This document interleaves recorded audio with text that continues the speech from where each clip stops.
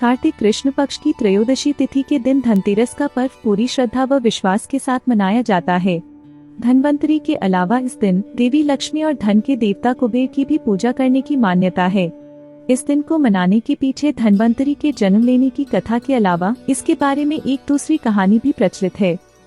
कहा जाता है कि एक समय भगवान विष्णु मृत्युलोक में विचरण करने के लिए आ रहे थे, तब लक्ष्मी जी ने भी उनसे साथ चलने का आग्रह किया। तब विष्णु जी ने कहा कि यदि मैं जो बात कहूँ तुम अगर वैसा ही मानो तो फिर चलो।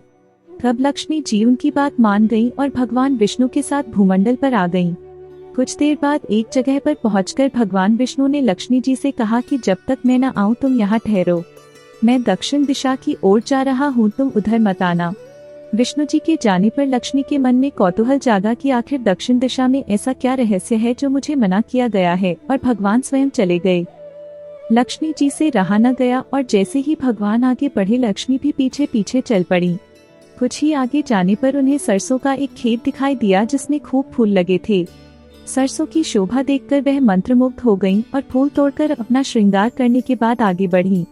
आगे जाने पर एक गन्ने के खेत से लक्ष्मी जी गन्ने तोड़कर रस चूसने लगी।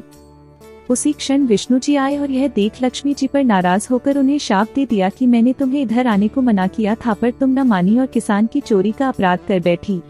अब तुम इस अपराध के जुर्म में इस किसान की 12 वर्ष तक सेवा करो। ऐसा कहकर भगवान उन्हें छोड़कर क्षीरसागर चले गए। तब लक्ष्मी जी उस गरीब किसान के घर रहने लगी। एक दिन लक्ष्मी जी ने उस किसान की पत्नी से कहा कि तुम स्नान कर पहले मेरी बनाई गई इस देवी लक्ष्मी का पूजन करो, फिर रसोई बनाना, तब तुम जो मांगोगी मिलेगा। किसान की पत्नी ने ऐसा ही किया। पूजा के प्रभाव और लक्ष्मी की कृपा से किसान का घर दूसरे ही दिन से अन्न, धन, रत्न, स्वर्ण आदि से भर गया। लक्ष्मी ने किसान को धन धान्य से पूर्ण कर दिया। किसान के 12 वर्ष बड़े आनंद से कट गए। फिर 12 वर्ष के बाद लक्ष्मी जी जाने के लिए तैयार हुई।